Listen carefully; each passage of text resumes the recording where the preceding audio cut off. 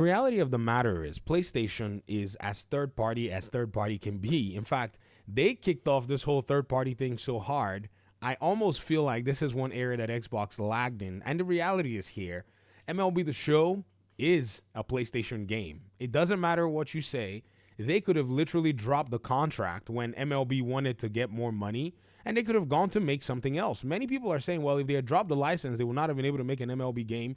Well, then they should probably have considered that they should have tried better to sell the game or market the game so that MLB should make more money. How is that my problem? They're the ones who went into an exclusive contract for a game that people would want to play in order for them to leverage and sell their consoles. The onus is on them, and I cannot give PlayStation or PlayStation fans any kind of leeway on this matter. Arvon's one of my audience members. We talk about data analysis a lot. He said this. He said they're putting most of their games, which is PlayStation, on, with almost 2-year delay on, the PC platform. This is him basically trying to help me categorize all of PlayStation's positions on on its exclusivity, because you see Xbox is doing it, it's bad, but when PlayStation does it, there is a qualifier that makes it not the same. You know what I mean? And let me say something, Arvons. Delay is not denial. This is a saying that we've all gone through in humanity, understanding that just because they delay a game going to a platform, it doesn't mean jack. It's still, right? It's still a third-party effort for you to move your game elsewhere. You said they even said multiplayer day and date and single players with a delay. Actually, Arvons, they never did say that at first. Let me go ahead and bring this out. Thanks so much. Man, one of my audience members hooked me up with this particular PlayStation blog, and I cannot be more thankful. In 2020, Herman Host came to the forefront, was talking about a bunch of stuff. This was actually this was a good game, but this is not the kind of game a lot of PlayStation players buy. I bought it. It was a very good game, Dreams. This also, apparently according to them, but Astro bought anyways. This is Astro's Playroom, I guess. And in this particular interview, I got carried away there, he said something about them bringing AAA games to market. Do you know what he said, ladies and gentlemen? He said this. He said, and to maybe put a few minds at ease, this is when Horizon Zero Dawn was announced for PC. Releasing one first-party AAA title to PC doesn't necessarily mean that every game now will come to PC. Everybody now knows that that is no longer the case. PlayStation is now fully investing in a PC effort for Steam. Hence, why we're seeing, contrary to what Herman Host had said before, we have more PlayStation games on PC. Now, I'm not saying he lied. I'm just saying that their business position has changed. And you said this, or he said this. He said, in my mind, Horizon Zero Dawn was just a great fit in this particular instance. Well, it seems like everything's a great fit now. As I'm scrolling, I'm seeing it all, right? And then he says, we don't have plans for day and date PC releases. That also has changed. So two things he said in 2020 have changed, because Lego Horizon Adventures was day one on PC. Helldivers 2 was day one on PC, because he came out and had to requalify the live service games. Right?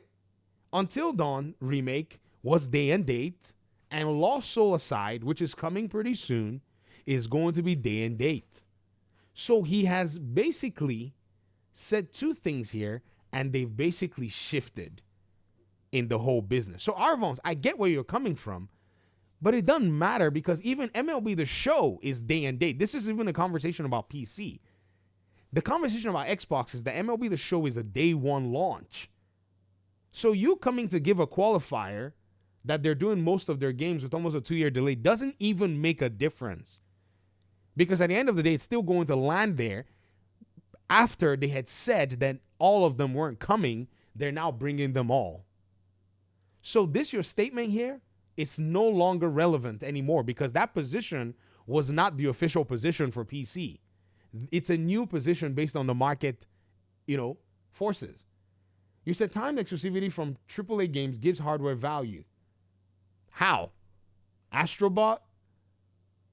Stellar Blade? Spider-Man 2? God of War Ragnarok?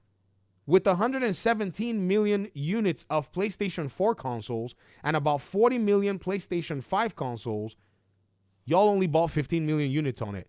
I make this particular analogy. Nintendo could literally pick its nose and flick it into the Nintendo store, and it will sell more than any PlayStation game.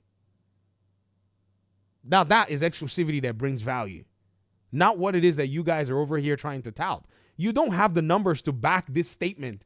Timed exclusivity of premium AAA games gives hardware value. There is no statement to back that up. If anything, I bring you my best friend in this conversation, Final Fantasy 16.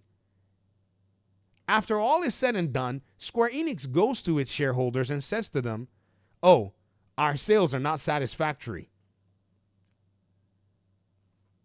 Did PlayStation players buy their PlayStations during that time to play Final Fantasy 16? Maybe a few.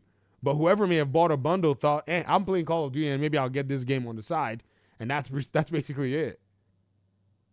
It doesn't, there's no data to support that at all in the case of PlayStation and Xbox. Why? Because they do not practice full exclusivity and they do not regulate their ecosystem as heavily as Nintendo does when it comes to other publishers.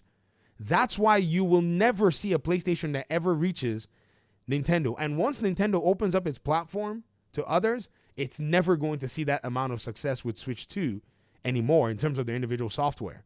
Why? Because people are going to be leveraging that ecosystem to play a lot more games. It's the best of all worlds.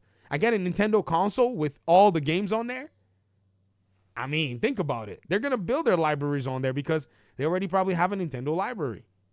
So he said people want to buy the console because the games come there first and you don't have to wait 2 years. Delay is not denial. PlayStation has already signaled that these games are going to be coming.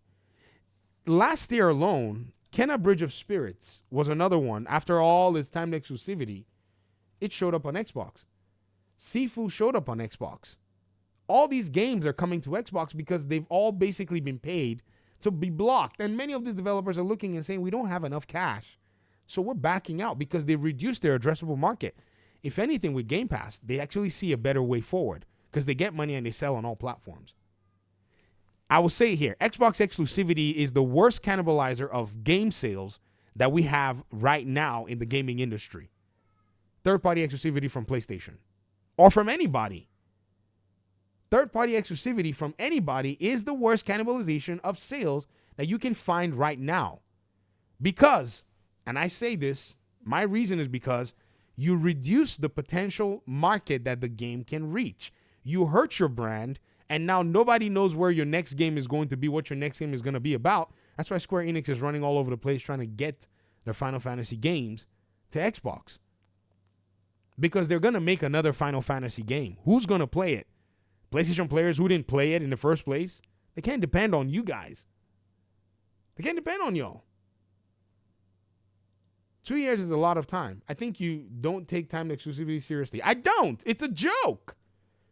I'm glad you recognize that. Goodness gracious, I was hoping when somebody would finally realize that I understand that this is a big freaking joke called time exclusivity. That you would take a knife and jab your femoral artery and lose money because of initial gain. When long-term gain is out there and all your competitors are smoking you to death. Can you imagine a game like Red Dead Redemption 2 being a timed exclusive for one console platform? Or delaying its release more than a year? How would it have sold 72 million units? How? How would Hogwarts Legacy have been able to sell 25 million units? How would Elden Ring have been able to sell about 30 million units? How would Cyberpunk 2077 be able to sell 30 million units? Astro Bot is selling 1.5 million units after analyses found out how much the game did. Stellar Blade did not even push 2 million units in its release window first 3 months.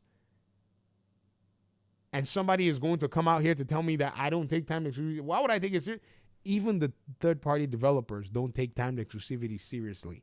That's why they're all leaving. Pearl Abyss made the smart choice. So even if you may have problems with my analysis, but why don't you go talk to the developers themselves who are running away and saying, nah, we're not doing this. We're going to take our chances out there. Aha. You see? Comment section, guys. Peace out.